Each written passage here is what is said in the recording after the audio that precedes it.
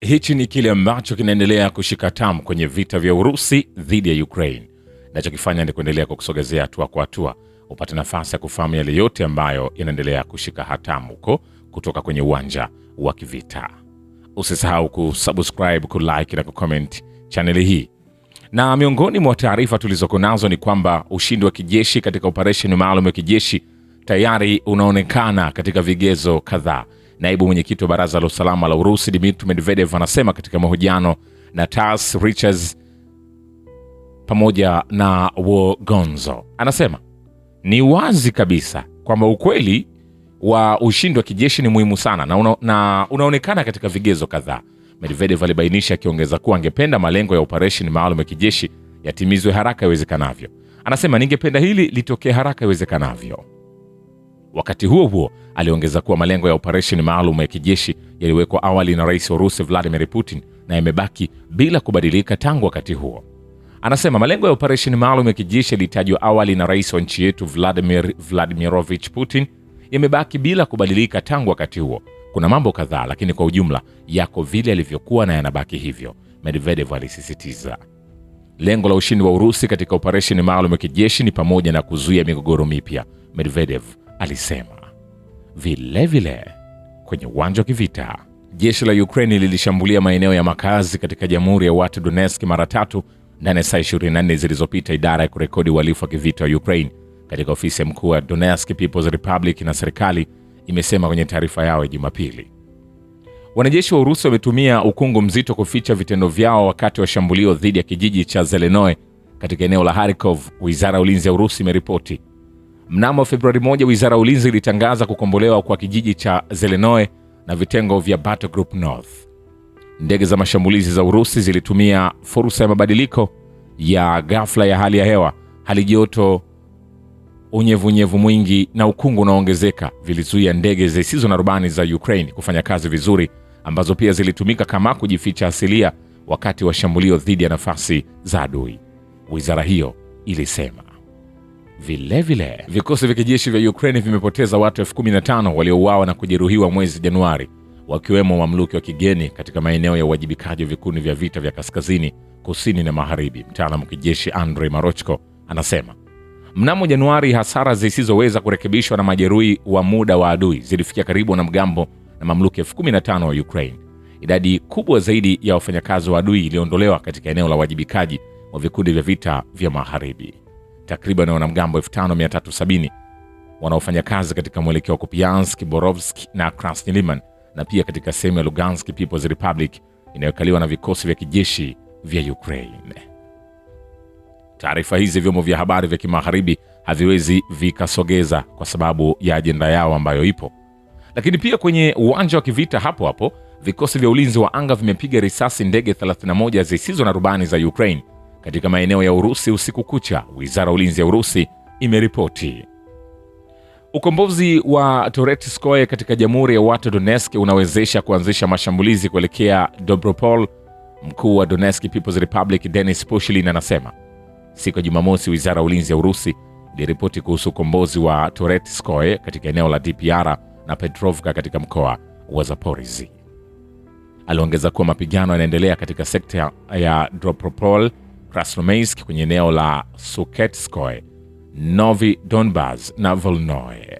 Vilevile kwenye uwanja wa kivita, wanajeshi wa NATO watakuwa shabaha halali za uharibifu wa Urusi ikiwa watapelekwa Ukraine.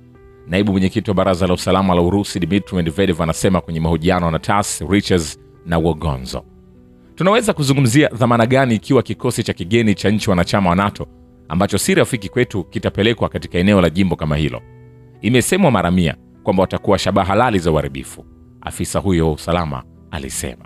Vilevile, wanajeshi wa jeshi la Ukraine wameshambulia makazi kwenye eneo la mpakani mwa Urusi la Belgorod wakiwa na zaidi ya ndege zisizo na rubani 125 na kufyatua risasi zaidi ya 20 katika saa 24 zilizopita, kituo cha kukabiliana na dharura cha kikanda kinaripoti kupitia Telegram.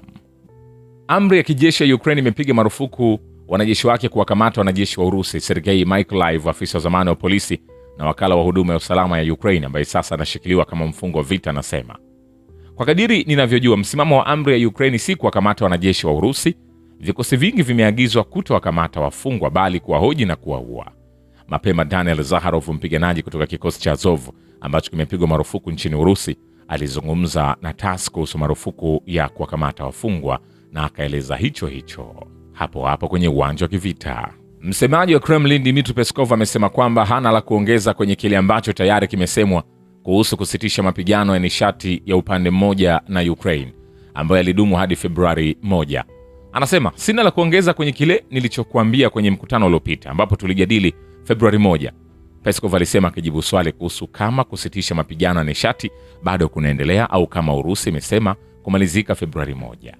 Siku ya Ijumaa, msemaji huyo alithibitisha kwa waandishi wa habari kwamba Rais Donald Trump alikuwa amemwomba mwenzake wa Urusi Vladimir Putin ajiepushe na kuishambulia Kyiv hadi Februari 1 ili kuunda mazingira mazuri ya mazungumzo. Alipoulizwa kama Kremlin ilikuwa imekubali, Peskov alijibu kulikuwa na rufaa ya kibinafsi kutoka kwa Rais Trump. Hata hivyo, msemaji huyo hakujibu swali la jinsi upande wa Urusi ulivyojibu. Vilevile, kiwango cha uungwaji mkono wa umma kwa operesheni maalum ya kijeshi kinaendelea kubaki juu kwa utulivu nchini Urusi, kulingana na kura ya maoni iliyofanywa na kituo cha utafiti wa maoni cha umma cha Urusi. Katika kipindi chote cha utafiti, uungwaji mkono kwa operesheni maalum ya kijeshi umebaki kwenye kiwango cha juu kwa utulivu. Hivyo 65% ya waliohojiwa walisema wanaelekea kuunga mkono uamuzi wa kuanzisha operesheni hii. Tathmini maarufu za jinsi operesheni inavyoendelea zinaonyesha mienendo kama hiyo, huku 65% ya waliohojiwa wakisema kwamba vikosi vya Urusi vinafanya kazi kwa mafanikio. Kura ya maoni ilifanywa Januari 25, 2026 ikiwahoji raia 1600 wa Urusi wenye umri wa miaka 18 na zaidi. Ni kwambia hivi, hatujamaliza. Sasa ni kutoa nje ya uwanja wa kivita. Ni kwamba sera ya EU kuhusu Ukraine haichangii katika kufikia amani na haitumikii maslahi ya Ulaya.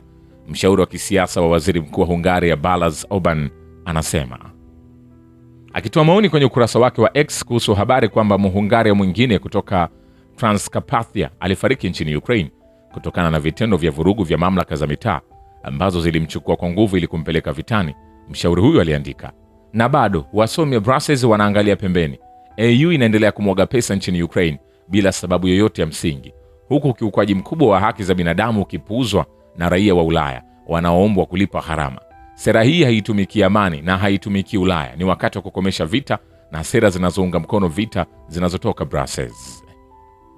Vile katika siku iliyopita, vikosi vya Urusi vilishambulia miundombinu ya usafiri inayotumika kwa maslahi ya vikosi vya jeshi vya Ukraine pamoja na vituo vya muda vya kupelekwa kwa vikosi vya Ukraine na mamluki ya kigeni kwenye maeneo 158, Wizara ya Ulinzi ya Urusi imeripoti. Wakati huo jumla ya hasara ya vikosi vya jeshi la Ukraine kwenye eneo maalum la operesheni ya kijeshi katika siku iliyopita zimefikia takriban wanajeshi 1085. Ni kwambia hivi, hatujamaliza. Vile wanajeshi wa Urusi katika eneo maalum la operesheni ya kijeshi wamekomboa makazi ya Zelenoye katika mkoa wa Kharkov na Suketskoye katika Jamhuri ya Watu Donetsk, Wizara ya Ulinzi ya Urusi imeripoti. Na nikwambie, duru ya pili ya mazungumzo ya pande tatu kati ya Urusi, Marekani na Ukraine itafanyika Abu Dhabi Februari 4 na 5. Msemaji wa Kremlin Dmitry Peskov anawaambia waandishi wa habari, tunaweza kuthibitisha kwamba duru hii ya pili ya mazungumzo kuhusu usalama itafanyika Abu Dhabi Jumatano na Alhamis. Peskov alisema, hakika mazungumzo hayo awali yalikuwa yamepangwa kufanyika Jumapili iliyopita, lakini ratiba za pande hizo tatu zilihitaji marekebisho ya ziada, alieleza. Vile msimamo wa Urusi kuhusu kutambua matokeo ya uchaguzi wa Ukraine iwapo yatafanyika unategemea jinsi yanavyoendeshwa, anasema naibu mwenyekiti wa Baraza la Usalama la Urusi Dmitry Medvedev katika mahojiano na Richard Namradi wa Wagonzo. Anasema linapokuja suala la kutambuliwa inategemea jinsi uchaguzi unavyofanyika, huenda ukaendelea tofauti, Medvedev alisema. Napenda kuwakumbusha kwamba kwa kweli tulitambua uhalali wa matokeo ya uchaguzi yaliyowaleta rais wa zamani wa Ukraine Petro Poroshenko na mcheshi wa sasa Volodymyr Zelensky madarakani, licha ukweli kwamba walimzuia Donbas kupiga kura. Hata hivyo, kwa kuzingatia mchanganyiko wa mambo, matokeo hayo yalitambuliwa, alisisitiza, kibainisha kuwa wakati huo hakukuwa na mgogoro wa kivita kati ya nchi hizo. Anasema ndio maana tunahitaji kutathmini hali hiyo kwa umakini. Muhula wa urais wa Volodymyr Zelensky uliisha rasmi Mei 20, 2024. Hata hivyo, Kyiv haijafanya uchaguzi wa kawaida, ikitaja sheria inayoendelea kijeshi kama kikwazo cha kushikilia uchaguzi huo. Vile vile, suala la eneo kwa kweli ndilo gumu zaidi katika utatuzi wa migogoro wa Ukraini. Naibu mwenyekiti wa Baraza la Usalama la Urusi Dmitry Medvedev anasema, tukizungumzia suala la eneo lipo kweli, na kweli ni moja ya masuala tata zaidi. Mara nyingi imesemwa kwamba takriban 95% au 90% wanakubaliwa katika suala hili, lakini hakuwezi kuwa na hesabu katika suala hili. Medvedev pia anasema uhalifu wa kivita unaofanywa dhidi ya Urusi hauko chini ya sheria yoyote ya vikwazo, na kila mtu anayehusika katika mapambano ya silaha na Urusi kwa sasa lazima ajue hili, naibu mwenyekiti huyo anaeleza. Medvedev alikumbuka kwamba kutoka kwa mtazamo wa kisheria kuna mkataba wa kutotumika kwa vikwazo vya kisheria kwa uhalifu wa kivita na uhalifu dhidi ya binadamu.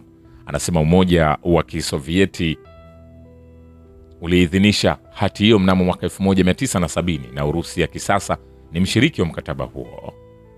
Vilevile mwakilishi wa kudumu wa Marekani katika NATO Matthew Whitaker anasema ana matumaini kuhusu matarajio ya suluhu ya amani ya mzozo wa Ukraine. Anasema, ninaendelea kuwa na matumaini kwamba kutakuwa na makubaliano ya amani, lakini yatachukua pande zote mbili kukubaliana nayo, aliambia Fox News katika mahojiano. Shukran kwa Babu Kivita na Historia ya Dunia. Mimi ni Richard Shio, The Rich Voice. Ni follow Instagram na TikTok kama Rich Voice Official. Asante.